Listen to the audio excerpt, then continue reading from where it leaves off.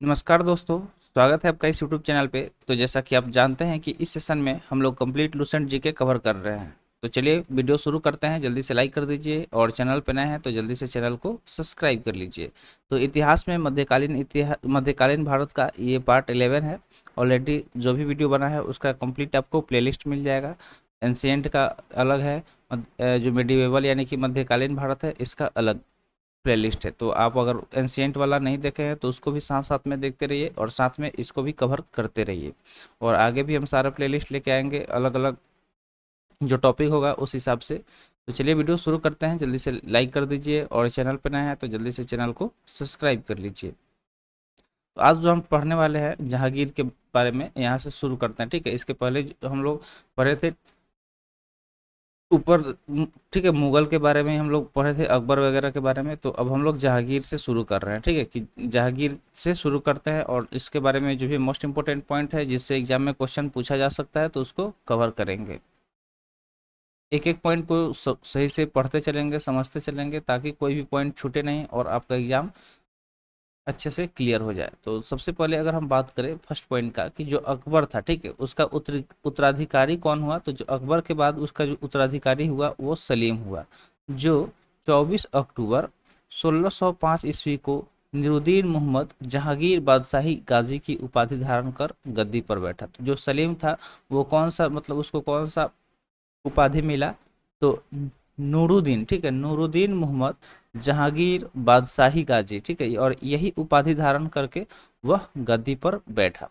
जहांगीर के जन्म की बात करें कि उसका जन्म कब हुआ था, तो जहांगीर का जो जन्म हुआ था वो 30 अगस्त 1569 ईस्वी, ठीक है, 30 अगस्त 1569 ईस्वी को उसका जन्म हुआ था। अकबर ने अपने पुत्र का नाम सलीम सूफी संत शेख सलीम चिश्ती के नाम पर रखा था। जो अकबर था, ठीक है, अकबर के बारे में हम लोग इसके पहले पढ़े थे। तो अकबर का ही ये बेटा था जहांगीर। तो जहांगीर का जो नाम था सलीम, ठीक है, सलीम उसका नाम था, एक्चुअल नाम सलीम था, लेकिन वो निरुद्दीन मोहम्मद जहांगीर बादशाही गाजी के उपाधि से गद्दी पर बैठा।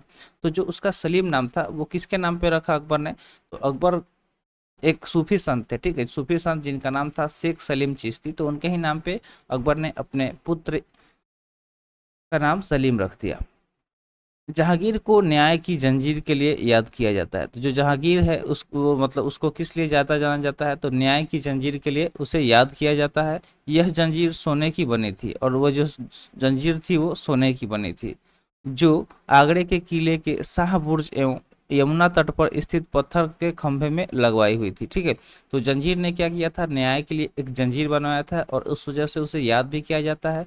और जो वो जंजीर बनी हुई थी वो सोने की बनी हुई थी। और जो आगरे के किले के जो शाह बुर्ज है और यमुना तट पर स्थित पत्थर के खंभे, उसमें उसने उसे लगवाया था। जहांगीर द्वारा शुरू की गई, ठीक है, जहांगीर द्वारा शुरू की गई तुजुके जहांगीरी नामक आत्मकथा को पूरा करने का श्रेय मो मोतबिंद खां को है। ठीक है, तो जो जहांगीर क्या किया कि अपना आत्मकथा लिख रहा था, ठीक है, जिसका नाम क्या था, तुजुके ए जहांगीर, ठीक है, तुजुके ए जहांगीर। तो उसने उसे खत्म नहीं कर पाया आत्मकथा को। तो उसका जो पूरा करने का श्रेय किसे जाता है, तो जो मोतबिंद खां था, ठीक है, मोतबिंद खां, उसने उसको कंप्लीट किया। ठीक है, उसका जो ऑटोबायोग्राफी था यानी कि आत्मकथा, तो किसने खत्म किया, मोतबिंद खां, और मोतबिंद खां को ही उसको खत्म करने का श्रेय जाता है। जहांगीर के सबसे बड़े जो पुत्र हुए खुसरो, उसने 1606 ईस्वी में अपने पिता के विरुद्ध विद्रोह कर दिया। तो जहांगीर का ही बेटा था, खुद का बेटा, जो सबसे बड़ा बेटा था जिसका नाम खुसरो था, वो क्या किया कि अपने पिता के ही अगेंस्ट चला गया, उनके विरुद्ध चला गया। कब चला गया, तो 1606 ईस्वी में। खुसरो और जहांगीर, ठीक है, खुसरो और जहांगीर की सेना के बीच युद्ध जालंधर के निकट भैरावल नामक मैदान में हुआ। ठीक है, जो खुसरो था यानी कि खुद के बाप बेटा में युद्ध हुआ, कहाँ पे हुआ, तो भैरावल नामक मैदान में हुआ और खुसरो को पकड़कर कैद में डाल दिया गया। तो जो जहांगीर था उसने, उसका सेना ने क्या किया कि खुसरो को पकड़ा और उसे जेल में डाल दिया। खुसरो की सहायता देने के कारण जहांगीर ने सिखों के पांचवें गुरु अर्जुन देव को फांसी दिलवा दी और खुसरो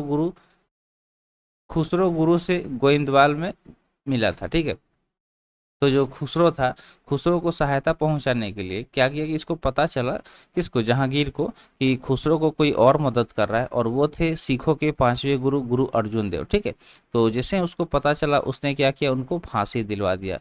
और जो खुसरो से ये गुरु थे, ठीक है। गुरु अर्जुन देव वो कहाँ मिले थे, तो गोविंदवाल में मिला था। तो खुसरो गुरु से कहाँ मिला था, गोविंदवाल में मिला हुआ था। और इस वजह से ये जैसे ही पता चला तो जहांगीर ने क्या किया, गुरु अर्जुन देव जो कि सिखों के पांचवें गुरु थे, उनको फांसी दिलवा दिया। नेक्स्ट अगर पॉइंट देखें तो अगला पॉइंट दिया गया है कि अहमदनगर के वजीर, जो अहमदनगर था वहाँ के जो वजीर जिनका नाम था मलिक अंबर, उसके विरुद्ध सफलता से खुश होकर जहांगीर ने खुर्रम को शाहजहां की उपाधि प्रदान की। तो क्या हुआ कि जो जहांगीर था, ठीक है, तो उसने खुर्रम को क्या कहा, क्या बोला कि शाहजहां की उपाधि प्रदान कर दी। किस वजह से, तो जो अहमदनगर का जो वजीर था मलिक अंबर, उसके विरुद्ध सफलता सफलता पा लिया, ठीक है, खुर्रम, उस वजह से उसे शाहजहां की उपाधि प्रदान किया। 1622 ईस्वी में कंधार मुगलों के हाथ से निकल गया। ठीक है, तो जैसे जैसे समय बढ़ता गया क्या हुआ कि जो 1622 आया, उसके बाद 1622 में हुआ ये कि जो कंधार था, ठीक है, तो कंधार क्या हुआ कि जो मुगल थे उनके हाथ से निकल गया। शाह अब्बास ने इस पर अधिकार कर लिया। तो जब मुगलों के हाथ से निकला तो किसी ने उस पर अधिकार कर लिया होगा। तो अधिकार किया किसने, तो शाह अब्बास ने उस पर अधिकार कर लिया। चलिए अब नूरजहां के बारे में थोड़ा सा जान लेते हैं, पढ़ लेते हैं।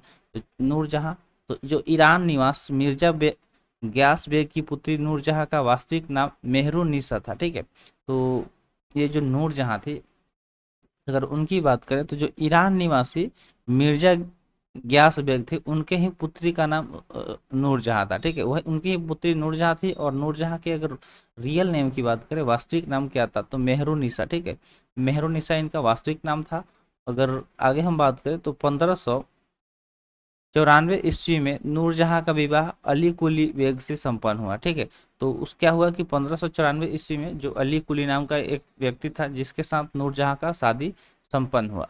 जहांगीर ने एक शेर मारने के कारण अली कुली बेग को शेर अफगान की उपाधि प्रदान की। ठीक है, तो जहांगीर ने क्या किया, एक शेर मारने के कारण जो अली कुली था, ठीक है, अली कुली बेग को शेर अफगान की उपाधि प्रदान की। और 1607 ईस्वी में शेर अफगान की मृत्यु के बाद मेहरुन्निसा अकबर की विधवा सलीमा बेगम की सेवा में नियुक्त हुई। ठीक है, तो उसके बाद क्या हुआ कि 1607 ईस्वी में तो ये हुआ कि शेर अफगान की मृत्यु के बाद क्या हुआ कि जो मेहरुन्निसा थी, ठीक है, मेहरुन्निसा, वो अकबर की जो विधवा सलीमा बेगम थी उसकी सेवा में नियुक्त हुई। यानी कि क्या हुआ कि जो अकबर की वाइफ थी, जो विधवा थी, जिसका नाम क्या था, सलीमा बेगम, तो उनका सेवा करने के लिए मेहरुन्निसा को रखा गया। तो सबसे पहले जो जहांगीर था उसने नवरोज त्योहार के अवसर पर मेहरुन्निसा को देखा है। उसके सौंदर्य पर मुग्ध होकर जहांगीर ने मई 1611 में उससे विवाह कर लिया। तो हुआ क्या कि जो नूरजहां थी, नूरजहां के बारे में ही ये सारा कहानी चल रहा है कि नूरजहां किसकी बेटी थी, तो ईरान निवासी जो मिर्जा ब्यास था उसकी पुत्री थी। उसका असली नाम क्या था, तो मेहरुन्निसा था। और जो 1594 ईस्वी में उसका शादी हो गया था अली कुली के साथ। ठीक है, और जहांगीर क्या किया था कि एक शेर मारने के कारण अली कुली को शेर अफगान की उपाधि भी प्रदान किया था। 1607 ईस्वी में शेर अफगान की मृत्यु हो गई। ठीक है, 1607 ईस्वी में क्या हुआ कि जो ये अली कुली था, जिसको शेर अफगान का उपाधि दिया गया था, उसकी मृत्यु हो गई। उसके बाद क्या हुआ कि उसकी जो पत्नी थी, वो उससे क्या किया गया कि जो अकबर की विधवा थी, जिसका नाम था सलीमा बेगम, यानी कि आप सीधे से बोल सकते हैं कि इसकी जो माँ थी, ठीक है, इसकी जो माँ थी, उसकी को देखभाल करने के लिए मेहरुन्निसा को रखा गया। और क्या हुआ कि सबसे पहले जो जहांगीर था, जहांगीर की जो माँ को सेवा कर रही थी मेहरुन्निसा, तो एक त्योहार था नवरोज त्योहार। उस अवसर पर जब देखा जहांगीर ने नूरजहां को, यानी कि मेहरुन्निसा को, तो उसको अच्छी लगी। वो क्या हुआ कि उसके मतलब सुंदरता से क्या हुआ कि सुंदरता से मुग्ध हो गया। ठीक है, उसके बाद उसने क्या किया कि मई 1611 ईस्वी में उससे विवाह कर लिया। विवाह के पश्चात जहांगीर ने उसे नूर महल एवं नूरजहां की उपाधि प्रदान की।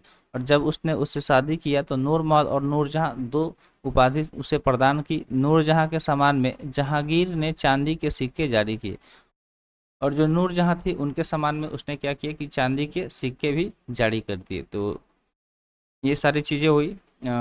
क्योंकि देखने के बाद जो जहांगीर था उसको मोहब्बत हो गया, प्यार हो गया, इस वजह से उसने उससे शादी कर लिया, क्योंकि वो काफ़ी अच्छी थी। जहांगीर ने गियास बेग को शाही दीवान बनाया और इतमाद उल दौला की उपाधि दी।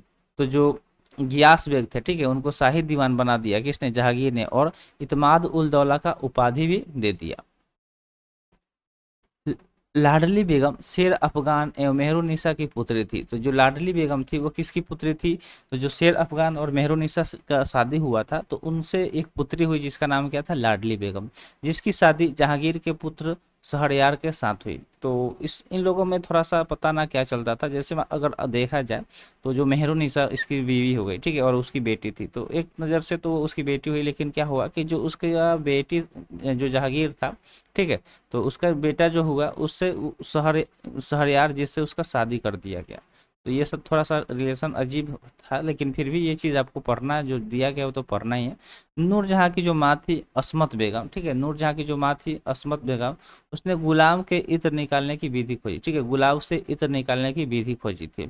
तो इत्र का आपने नाम सुना होगा, ठीक है, वो क्या होता है कि मतलब परफ्यूम जैसे ही होता है, लेकिन उसका जो स्मेल होता है, उसका जो सुगंध होता है, काफ़ी मोहक होता है। तो जो गुलाब का इत्र निकालने का विधि किसने खोजा था? तो नूरजहाँ की जो माँ थी जिसका नाम था अस्मत बेगम, उसने ही गुलाब के फूलों से इत्र निकालना का विधि खोजा था। महावत खां ने झेलम नदी के तट पर 1626 ईस्वी में जहांगीर नूरजहां एवं उसके भाई आसफ खां को बंदी बना लिया था। तो महावत खां ने क्या किया था कि झेलम नदी के तट पर 1626 ईस्वी में जहांगीर और उनकी जो पत्नी नूरजहां थी और उसका जो भाई था आसफ खां, सबको बंदी बना लिया था। जहांगीर के 5 पुत्र थे, और जो जहांगीर था उसके कितने पुत्र थे? तो 5 पुत्र थे। पहला खुसरो, जिसके बारे में ऊपर हमने पढ़ा कि वो खुद मतलब जहांगीर के अगेंस्ट विरोध कर दिया, जिसमें सिखों के 5वें गुरु गुरु अर्जुन देव को फांसी भी दिलवा दिया जहांगीर ने। तो वो खुसरो हो गया। उसके अलावा दूसरा पुत्र परवेज था, तीसरा खुर्रम था, चौथा शहरयार था, तो खुर्रम के बारे में भी हमने ऊपर बताया, और पांचवा जहांदार था। तो ठीक है, तो इसके 5 पुत्र थे, किसके? जहांगीर के। 28 अक्टूबर 1627 ईस्वी को भीमवार नामक स्थान पर जहांगीर की मृत्यु हो गई। तो जहांगीर की मृत्यु के बारे में पूछा जाए कि कहाँ पे हुआ तो और कब हुआ, तो 28 अक्टूबर 1627 ईस्वी में भीमवार जो जगह है ना, वहीं पर जहांगीर की मृत्यु हो गई। उसे शहादरा यानी कि लाहौर में रावी नदी के किनारे दफनाया गया। तो उसको कहाँ पे दफनाया गया? तो एक जगह था शहादरा, ठीक है, जो कहाँ पे? लाहौर में। तो वही नदी रावी नदी के किनारे है, वहीं पे उसे दफना दिया गया।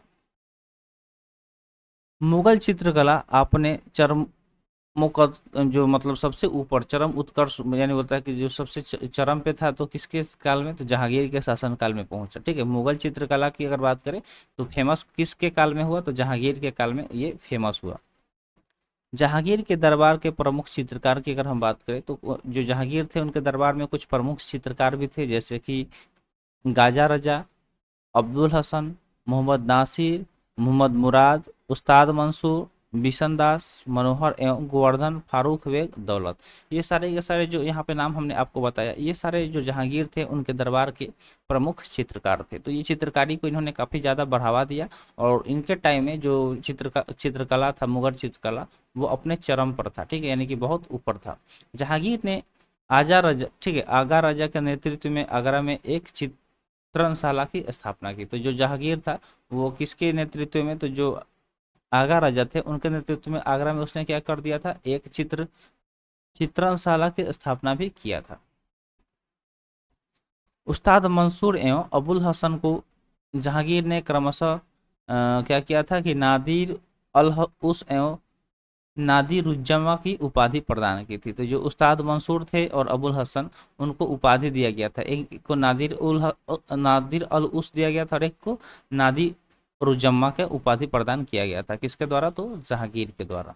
और ये दोनों के दोनों कौन थे? तो चित्रकार थे। जहांगीर ने अपनी आत्मकथा में लिखा कि कोई भी चित्र, चाहे वह किसी मृतक व्यक्ति या जीवित व्यक्ति द्वारा बनाया गया हो, मैं देखते ही तुरंत बता सकता हूँ कि यह किस चित्रकार की कृति है। ठीक है, तो वो सीधे ऐसा जहांगीर बताया, अपने आत्मकथा में लिखा कि कोई भी चित्र, ठीक है, कोई भी जो चित्र बनाया गया है वह किसी मृतक व्यक्ति का या जीवित व्यक्ति के द्वारा बनाया गया हो, वो देखते हैं उसे तुरंत बता सकता है कि यह किस चित्रकार की कृति यानी कि किसके द्वारा बनाया गया है।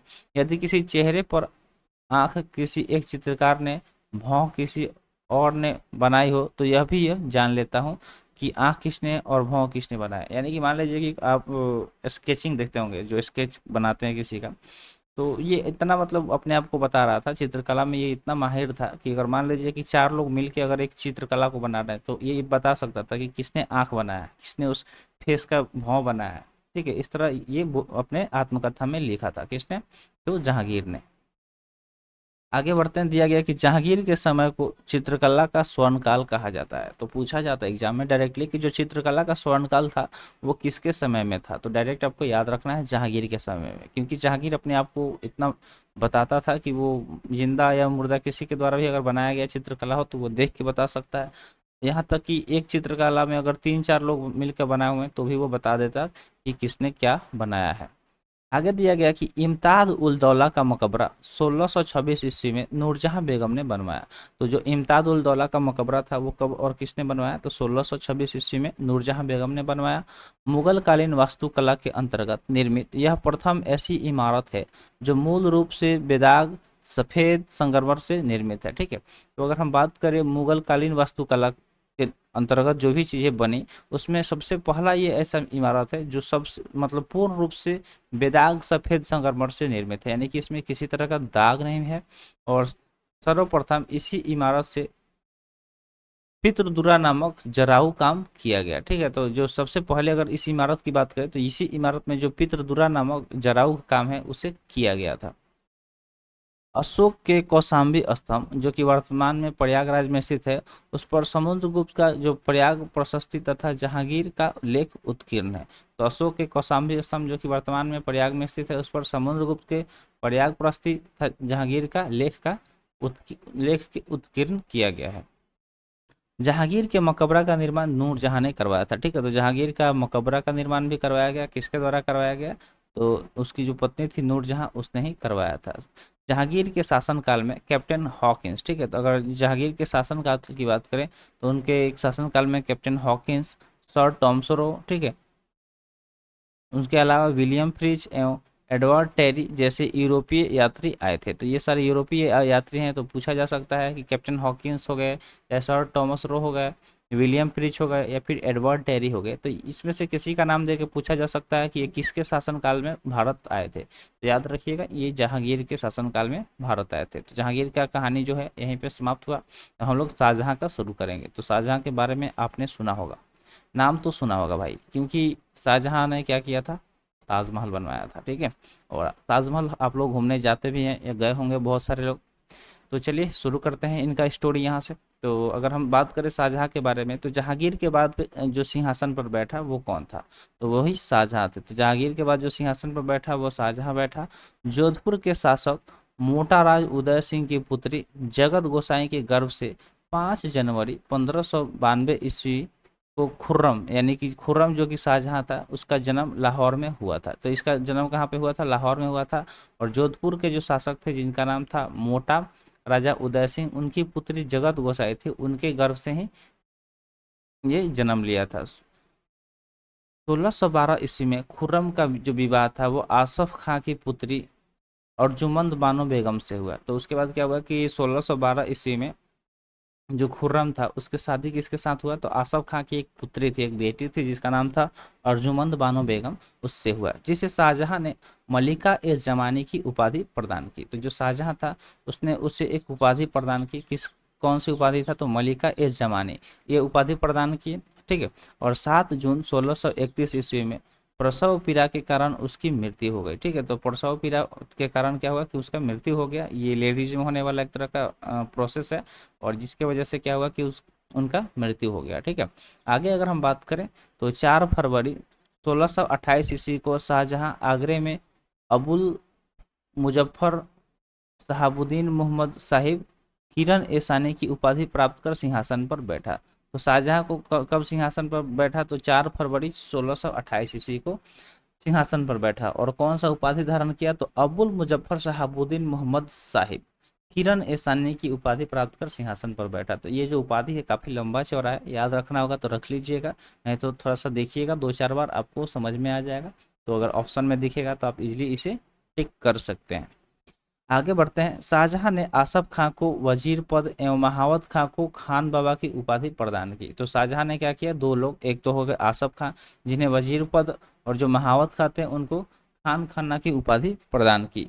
इसने नूरजहां को 2 लाख रुपए प्रति वर्ष की पेंशन देकर लाहौर जाने दिया, जहां 1645 ईस्वी में उसकी मृत्यु हो गई।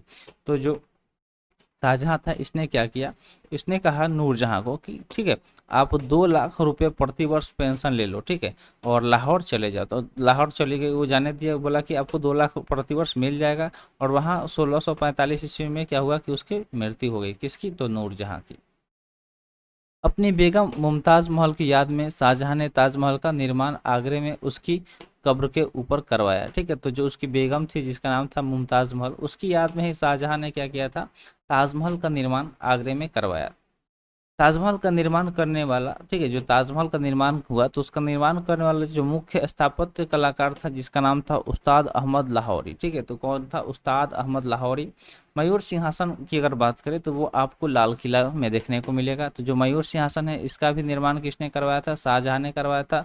और इसका जो मुख्य कलाकार था उस वो थे बेबादल खां, ठीक है। जो बेबादल खां थे वो इसके मुख्य कलाकार थे, मयूर सिंहासन को बनाने वाले। शाहजहां के शासनकाल को स्थापत्य कला का स्वर्ण युग कहा जाता है। जिस तरह चित्रकला का स्वर्ण युग जहांगीर के टाइम को कहा जाता है, उसी तरह अगर हम शाहजहां की बात करें, ठीक है, तो शाहजहां के शासनकाल को स्थापत्य कला का स्वर्ण युग कहा जाता है। शाहजहां द्वारा बनाई गई प्रमुख इमारतें जैसे कि दिल्ली का लाल किला होगा, दीवाने आम हो गया, दीवाने खास, दिल्ली का जो जामा मस्जिद हो गया, आगरा मोती मस्जिद हो गया, ताजमहल हो गया इत्यादि। तो ये जो आप देख रहे हैं ये सारे के सारे नाम काफ़ी फेमस है, लोग यहाँ पे आज के डेट में भी हज़ारों की संख्या में घूमने जाते हैं। जैसे कि दिल्ली का लाल किला हो गया, दीवाने आम, दीवाने खास, दिल्ली का जो जामा मस्जिद है, उसके अलावा जो आगरा में मोती मस्जिद, उसके अलावा जो ताजमहल है। तो ये सारे के सारे जो आप देख रहे हैं ये सब के सब जो इमारत है किसके द्वारा बनवाया गया है, तो शाहजहां के द्वारा बनवाया गया है। जिस वजह से शाहजहां के शासनकाल को स्थापत्य कला का स्वर्ण युग कहा जाता है। शाहजहां ने 1648 ईस्वी में अपनी राजधानी को आगरा से दिल्ली लाने के लिए यमुना नदी के दाहिने तट पर शाहजहांबाद का नींव डाला। तो जो शाहजहां था उसने क्या किया कि जो उसकी राजधानी आगरा थी तो वो सोचा कि चलो अब आगरा से दिल्ली चलते हैं, इसलिए उसने क्या किया कि यमुना नदी के दाहिने तट पर शाहजहानाबाद का एक नींव डाला। आगरे के जामा मस्जिद का निर्माण शाहजहां की पुत्री जो थी जहां आरा उसने करवाई थी। तो आगरा में भी एक जामा मस्जिद देखने को मिलेगा जिसका निर्माण कौन करवाया था, तो शाहजहां की बेटी जिसका नाम था जहां आरा उसने करवाया था। ज- शाहजहां के दरबार के प्रमुख चित्रकार की बात करें तो मोहम्मद फ़कीर एवं मीर हासिम थे। तो ठीक है, ये नाम जो आप देख रहे हैं मोहम्मद फ़कीर और मीर हासिम, ये दोनों कौन थे, तो ये दोनों चित्रकार थे। और किसके दरबार के, तो शाहजहां के दरबार के। शाहजहां ने संगीतज्ञ लाल खां को गूंज समंदर की उपाधि दी थी, ठीक है। जो शाहजहां थे उसने क्या किया था, यहाँ पे संगीतज्ञ जिनका नाम लाल खां था उनको गूंज समंदर की उपाधि दी थी। किसका उपाधि दिया था, गूंज समंदर का। शाहजहां के पुत्रों में दारासी को सर्वाधिक विद्वान था। तो जो शाहजहां के पुत्र थे उसमें सबसे ज्यादा विद्वान कौन था, तो जिसका नाम था दरासी को, जो सबसे ज्यादा विद्वान था। इसने भगवत गीता, योग वशिष्ठ, उपनिषद एवं रामायण का अनुवाद फारसी में करवाया। इसने सर ए अकबर यानी कि महान रहस्य था, ठीक है, नाम से उपनिषदों का अनुवाद करवाया था। दारासी को कादरी सिलसिले को मुल्ला शाह बदखशी का शिष्य था, ठीक है। तो जो दारा सिकोस कादरी वो सिलसिले के जो मुल्ला साहब बदसी थे उनका वो शिष्य था। यहाँ तक चीज़ें क्लियर हो गई है, तो चलिए अब आगे बढ़ते हैं और यहाँ पे समाप्त कर लेंगे और आगे जो हम लोग है औरंगजेब से कवर करेंगे। तो चलिए 2-4 लाइन है जिसको हम लोग देख लेते हैं जल्दी से। तो बोर हो रहे होंगे, आई नो, थोड़ा सा ये सब बोरिंग टॉपिक है यार, साइंस में जितना मजा आएगा आपको कि आप बता नहीं सकते। तो साइंस आने दीजिए थोड़ा सा, क्योंकि हम सोच रहे हैं लाइन से चले, एक बार में सब शुरू कर देंगे आप भी नहीं पढ़ पाओगे और चीज़ें इधर से उधर हो जाएगा। तब ये स्टोरी लाइन से चल रहा है, स्टोरी तो मूवी होता है ना, एक एक बार बीच से देख लो, एक बार स्टार्टिंग से देख लो तो समझ में नहीं आता। तो इसलिए स्टार्टिंग से अगर शुरू किए हैं तो सही लाइन लास्ट तक जाएंगे सीधे इस तरह से। बहुत सारे लोगों का कमेंट आता है कि सर ये शुरू कर दो वो कर दो, लेकिन क्या करें यार, सॉरी, वो ऐसे करेंगे दिक्कत हो जाएगा आप लोगों को, ठीक है। क्योंकि हम चाहते हैं जो शुरू से चीज़ें शुरू हुआ है वो वैसे ही चले और लास्ट तक चले।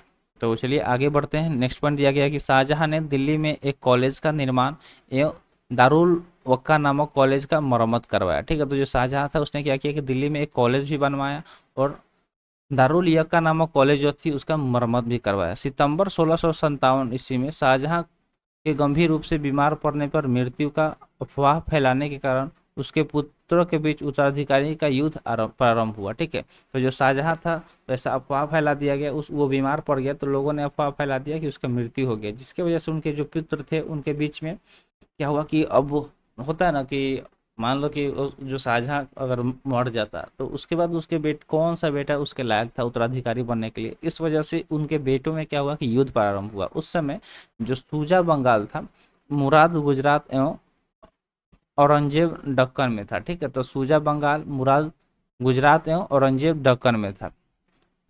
नेक्स्ट पॉइंट देखें तो नेक्स्ट पॉइंट दिया गया कि 15 अप्रैल 1658 ईस्वी में दारा एवं औरंगजेब के बीच धर्मट का युद्ध हुआ। इस युद्ध में दारा की पराजय हुई। ठीक है, तो 15 अप्रैल 1658 ईस्वी में दारा और जो औरंगजेब थे उनके बीच में धर्मट का युद्ध हुआ, और इस युद्ध में दारा हार गया और जीता कौन, तो औरंगजेब। सामूगढ़ का युद्ध, उसके बाद 19 मई 1658 ईस्वी को दारा और औरंगजेब के बीच युद्ध हुआ। ठीक है, इस युद्ध में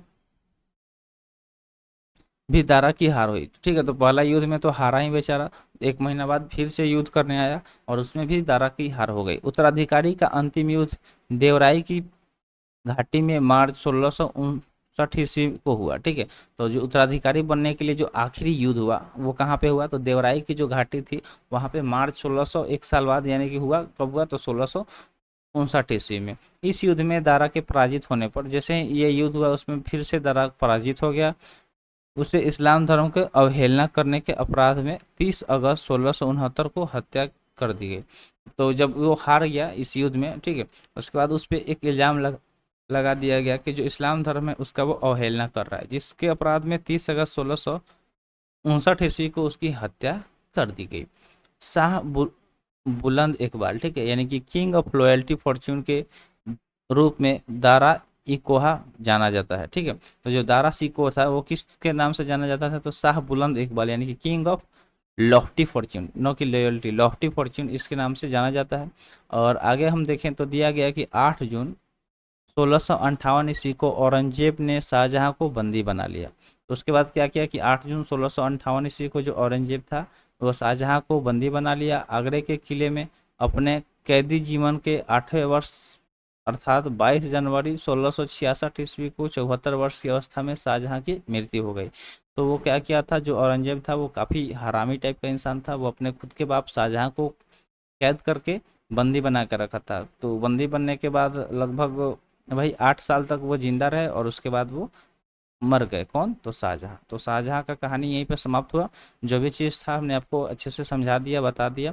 और औरंगजेब के बारे में तो थोड़ा बहुत हमने बता ही दिया कि वो एच टाइप का इंसान था। तो अब इसके बारे में जो हम लोग पढ़ेंगे वो नेक्स्ट लेक्चर में इसके बारे में पढ़ेंगे। तो चलिए आज के लिए इतना ही, आज का वीडियो यहीं पे समाप्त हुआ। वीडियो कैसा लगा कमेंट सेक्शन में ज़रूर बताइएगा। मिलते हैं फिर अगले वीडियो में। Thanks for watching. जय हिंद।